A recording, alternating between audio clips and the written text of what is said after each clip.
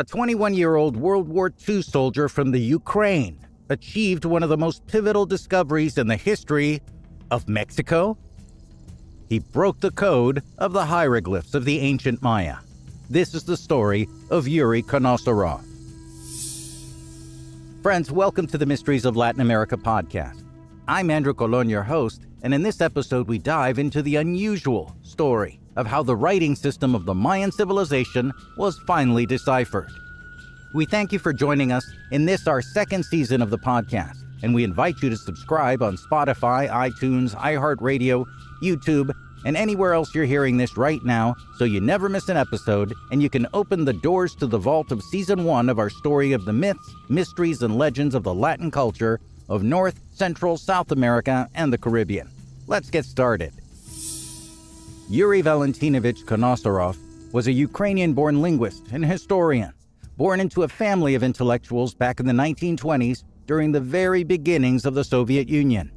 He showed early interest in history and languages and studied both at university in Moscow. A lover of Sherlock Holmes, he played the violin and was self-taught in languages, having learned to read Greek, Arabic, and Chinese on his own. His life took a sharp turn in 1941 when he put off his studies to join the Soviet forces during World War II, serving as an artillery observer in the Red Army from 1943 to 1945, which was part of the defeat of Nazi Germany.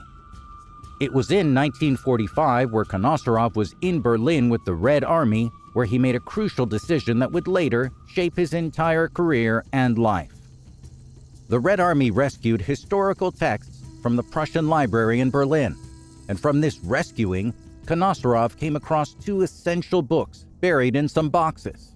One of them was in Spanish and was called La Relación de las Cosas de Yucatán, or The Account of the Things of the Yucatan, and a facsimile of the famous Dresden Codex.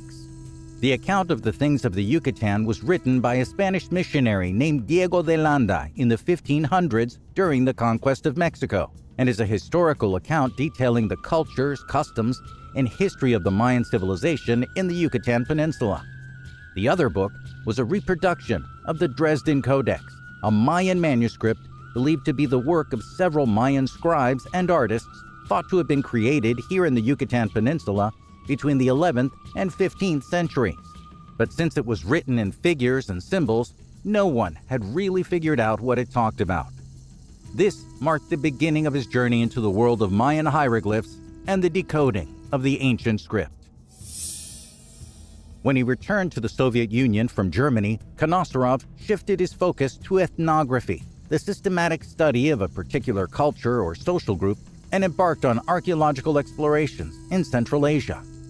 During this period, he also delved into the study of Sufism, the mystical aspect of Islamic thought. His diverse interests included psychotherapy and shamanism, reflecting a multifaceted intellectual background inherited from his family. Knozorov's pivotal moment came when he decided to explore Egyptology and hieroglyphs. This marked a turning point, leading him to develop a method to decipher the Mayan hieroglyphs in the book that he had. To study the account of the things of the Yucatan written by the Spanish missionary, Knozorov learned Spanish, and then he read the copies of the Dresden, Paris, and Madrid codices. Due to the Cold War, it wasn't easy for the researcher to travel to Mexico. So, all his research was conducted from Leningrad without leaving the Soviet Union. One important part of the method that he used to analyze the Mayan writings was his obsessive analysis of the frequency of how often signs and symbols were used. Unlike previous attempts by other scholars, Knozorov realized that the Mayan language was composed of syllables and had about 350 different signs, which varied in style depending on the time period and the place, but there was enough consistency for him to detect important patterns. Understanding these patterns paved the way for his groundbreaking work. 7 long years later, in 1952, Yuri Knozorov published his findings on the deciphering of the Mayan hieroglyphs. He demonstrated that the glyphs used by the ancient Maya consisted of both logograms, representing complete words, and phonetic signs that represented sounds, and it reminded him of the Japanese language. This revelation was a breakthrough, and Knozorov's linguistic approach distinguished him from earlier scholars. You see, before Knozorov, no one had truly succeeded in breaking the code to understanding Mayan writing. The first to attempt it was the Spanish missionary Diego de Landa we spoke of earlier, who in the 16th century also ordered the killing of thousands of Mayan indigenous people in the Yucatan and Guatemala for heresy because they refused to follow the newly imposed Catholic religion. So as you can imagine, history hasn't treated him well. However, he did preserve some Mayan codices and wrote his book, which was instrumental for Knozorov's research. He also included a section titled Alfabeto Maya, the Mayan alphabet, which served as Knozorov's basis for deciphering the hieroglyphs. So he did have some redeeming factors after all. But why was it really important to know how to interpret Mayan signs and symbols? Why? Because Mayan symbols and signs are all over the place in the monuments and relics of the Mayan regions of Mexico, Guatemala, Belize, and Honduras. Without knowing what they meant, the signs and symbols were beautiful and powerful, but their full meanings weren't known. Now we know things, like what the monuments were for, who or what they celebrated, when they were made, and even sometimes who made them. Now the thousands of Mayan archaeological finds are beautiful, powerful, and tell us a wealth about the Mayan culture we wouldn't have known otherwise. According to Knozorov, the difference between he and his predecessors and contemporaries was that they were archaeologists, and he was just a linguist, which is why he says he succeeded. In his words, in reality, I did nothing. I just followed Landa, and that's how I succeeded, referring to the first book he studied from the Spanish missionary. In the vocabulary of today, he followed the data and shut out the external noise.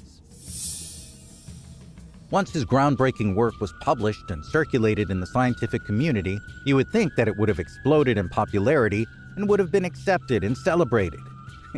You would be wrong. Unfortunately, the research wasn't well received by international academics or prominent Mayan scholars.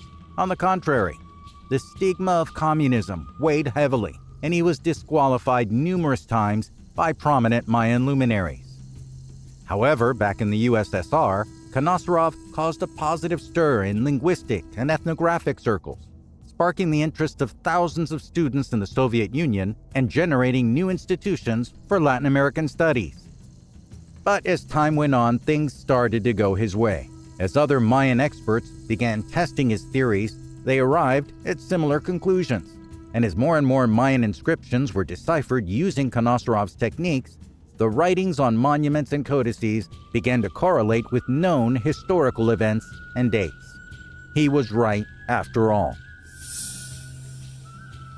Over time, as more scholars embraced Knozorov's methods, and as the Mayan scripts continued to be decoded, his contributions became widely accepted within the academic community. In 1991, Knozorov visited Guatemala and was awarded the Order of the Quetzal. On that occasion, he was able to visit the Mayan archaeological sites of Tikal and Huachactún. In 1994, the former Soviet soldier received the Order of the Aztec Eagle, the highest honor bestowed by the Mexican government for a foreigner. In his acceptance speech, Knozorov said 8 words that now adorn monuments and institutions bearing his name in Mexico in places like Mérida, the capital of the state of Yucatan. What he said was, "In my heart, I will always be Mexican." Knozorov passed away in St. Petersburg in 1999 at the age of 78. Today, Yuri Knozorov is acknowledged for his pivotal role in unlocking the secrets of the Mayan hieroglyphic writing system. His achievements in deciphering the Mayan code, overcoming challenges, and contributing to the understanding of ancient civilizations stand as a testament to his remarkable legacy. When people come to a part of the Mayan world on vacation, the highlight for them can be visiting amazing archaeological sites like Chichen Itza, Coba, Tikal, or any one of the hundreds of vestiges of Mayan culture in our area. And either the tour guide or the plaques and signs near them will tell you about what they mean and why they're there. And for that, you can thank a 20-something soldier from the Ukraine who figured it all out without having stepped a single foot here while he did it. That soldier, an ancient language codebreaker, was Yuri Knozorov. Friends, thank you so much for listening to this episode of the Mysteries of Latin America.